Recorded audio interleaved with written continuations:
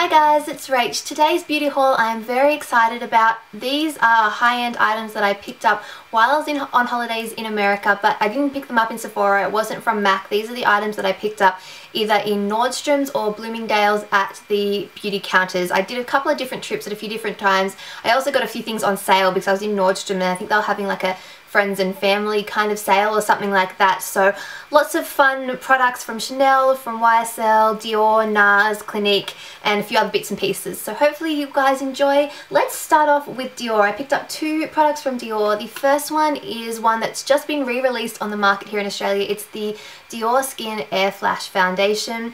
It's a spray foundation. I got the shade number 200. It has really nice packaging. I haven't had a chance to use it yet. I did have it tested on me in store and it was really nice, so I'm looking forward to trying it out.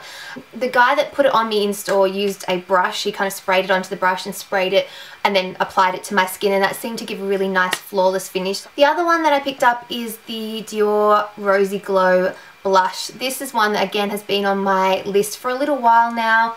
You have the sort of standard Dior, the little velvet pouches, which while I think are absolutely like nice and high-end, they actually, velvet gives me goosebumps, so I don't really use them that often because touching it gives me the heebie-jeebies. Anyway, this is what the actual product looks like. It's a really nice bright pink blush. I think it's actually supposed to I guess kind of change a little bit depending on your own skin tone. It does look almost quite scary in the pan. I don't know if it's going to be showing up sort of true to life on camera, but it is a gorgeous blush, gives you a really nice flush, and I found that it's quite buildable as well. Again, since it's brand new, I've only used it a couple of times. I'm still testing a lot of these products, but so far I'm really enjoying that. From Chanel, I picked up a few different bits and pieces. The first, another new product that I really wanted to try is the Perfection Lumiere Velvet Foundation. I really like the Chanel Vita Lumiere Aqua, and then I also have the matte foundation, but I kind of wanted to try this one. I love the packaging of this. This is my favorite Chanel packaging. It might not be the most luxurious, but it's just the most convenient, and I think it still looks nice. It still has the Chanel logo on the top. I've used this once or twice and I really enjoyed it. So far the reviews that I've seen online too have been all very positive. It has SPF 15 in it. It's supposed to be a smooth effect makeup, and I think I got the shade B20, yes, Beige 20, which is the same shade that I have in the Vita Lumiere Aqua. To go with that, something that I could put under it, I got the LeBlanc. This is their Light Revealing Brightening Makeup Base. This has broad spectrum SPF 30 sunscreen in it, and it's the shade 10 Rosé. I don't actually know if there is another shade or if this is just the only shades. Again, it has that plastic Chanel packaging, very convenient for traveling. When it comes out, it's just like it's like a light pink kind of liquid, and then I've kind of just been using it underneath my makeup. As you can see, it seems like it's quite opaque, but it really blends out, and it just gives you this nice kind of glowy almost sheen to your skin, and then when you apply foundation over the top of it, it just makes it look that little bit more luminous and bright. I haven't really tested its properties in terms of how well it keeps my makeup on my face as like a primer type product, but on its own, just from first impressions, it seems like quite a lovely product. Last couple of things from Chanel, I did pick up a couple of lip products. One of them, again, something that's been on my list for a long time, is the Rouge Coco Shine in number 54 Boy. This one is just a really gorgeous colour. It's actually what I'm wearing on my lips today. It is kind of what I would refer to as the perfect nude for me. I don't like going super nude. This one is just, it's kind of like a dusty pink colour really, but it's really pretty. I love the finish of these. They feel lovely on the lips. The smell is quite nice too. It's not sort of overpowering in any way, and it's just the perfect everyday makeup shade or lipstick shade for me. And I also think it looks really nice if you have a really like done up eye, and this, it can just look really classy. Then I went in the completely opposite direction and picked up one of their Glossimers in number 176 Crushed Cherry. I absolutely love it. It looks really dark in the tube, but when you apply it to your lips or to your skin, you can see that it's just this gorgeous berry shade. It's like a Bordeaux kind of colour. I really love it. This is my ultimate favorite shade coming into autumn and winter, and they feel lovely on the lips. I do have one of these from Chanel and I have worn this one. I've wore it quite a few times since I purchased it. It was actually one of my April favorites because I wore it so much towards the end of the month after I purchased it. It's just, they feel creamy on the lips, they don't feel sticky at all, they have pigment, but they're also, you can still kind of see your lips through, so you kind of get that really juicy, succulent look to your lips. I really like it. And then with that I got a sample of the Ultimate Regeneration Eye Cream from Chanel as well. It's just like a little sample size that the girl at the counter gave me, which I thought was really sweet of her. Next I picked up a couple of items from Clinique. One of them is one of these new cheek pop blush pops, and I got the colour 03 Berry Pop. This is one of the pinker tones of the 4 that I believe were available.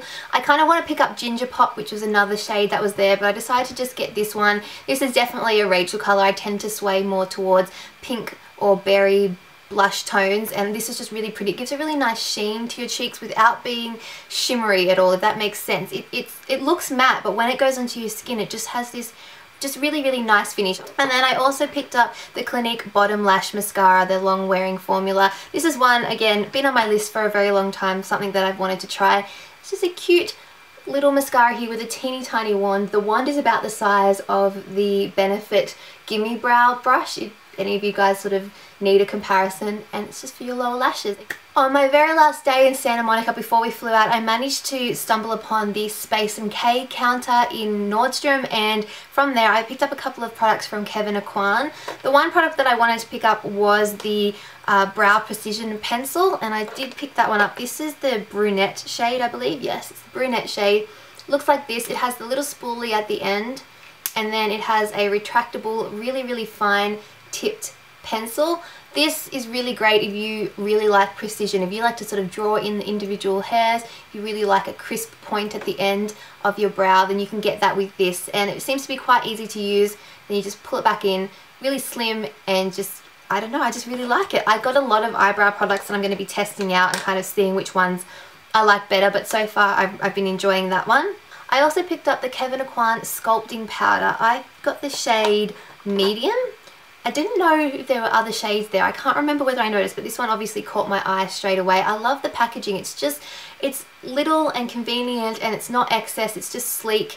It has a full-size mirror there, and then you have the contour powder there. It's a nice cool tone shade.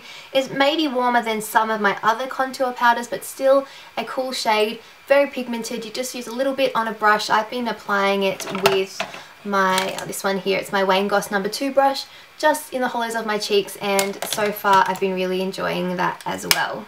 Moving along, I did pick up a couple of products from YSL. One was this mascara. It's one of the few high-end mascaras that I picked up. I did end up buying a lot of drugstore mascaras to try, but I decided to pick up the Baby Doll Faux Seals mascara from YSL. This one I've heard good things about. Some people love it, some people don't, but I thought I would give it a try since I've never tried this product before. It does have a kind of wand that I like. It's one with the short rubber bristles, but I'll see how it goes and I'll definitely let you guys know. The other product I picked up was one of the glossy stains. I was umming and ahhing what shade, and in the end I just asked the guy that was helping me what his favourite was, and he said that he really liked number 22, which is a really dark shade, and I was like, okay, I can work with that because we are going into autumn and winter, even though they were going into spring and summer over there.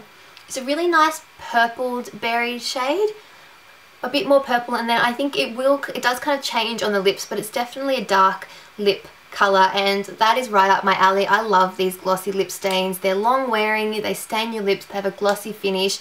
I love everything about them, so I was really happy with that.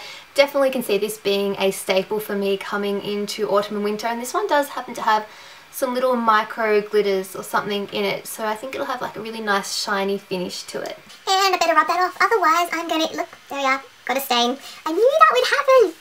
Oh well, it looks like a weird birthmark, but it's just a leftover lip gloss stain. At least you know that they work really well. It was a night and I was waiting to go to the Cheesecake Factory. I decided to grab a few things from Nars. I had seen Nars in different places previously and they hadn't had what I wanted in stock. The first thing that I wanted was the smudge proof eyeshadow base. Had this on my list to try for the longest time because mainly because Ingrid or Miss Glamorazzi always says that it works really well for her and she has really oily eyelids, and I have an issue with creasing, so I wanted to give this one a go. It's just it has a really long handle, which is kind of deceiving.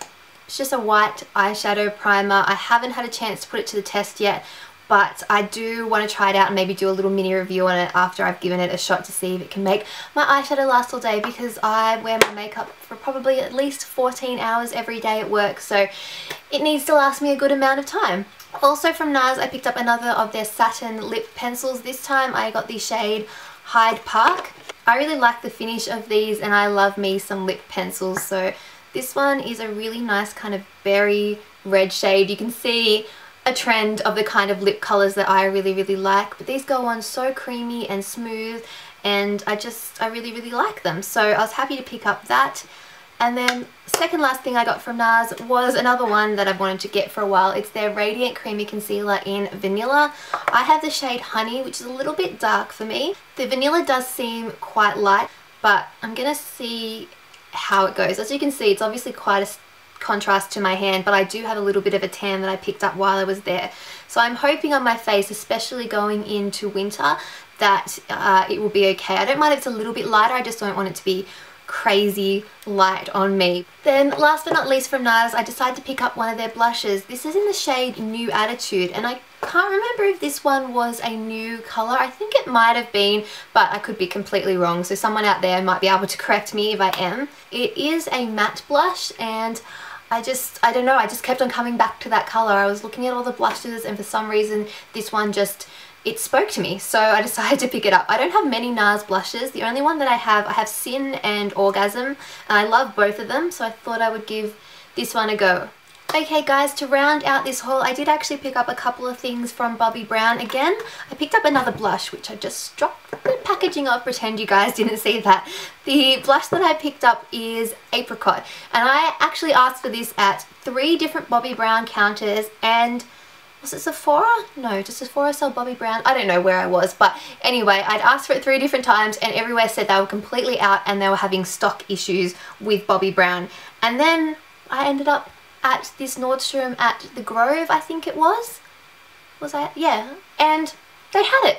So I took it as a sign and decided to get it. It is just a really nice pink. I don't really see it. It's probably a corally pink rather than an apricot shade, but I know a lot of people love it, and I have never tried any Bobbi Brown blushes before, so I thought it would be a nice one to test out and try. Really pretty. Sort of, it's more of a deeper pink than the Nars one, the New Attitude that I just showed you guys, but I thought it was a nice one to try, and I'm excited to give that one a go. And then also, this was kind of a spur of the moment thing, but I decided to pick up one of their artist sticks. It's the Bobbi Brown kind of crayon product.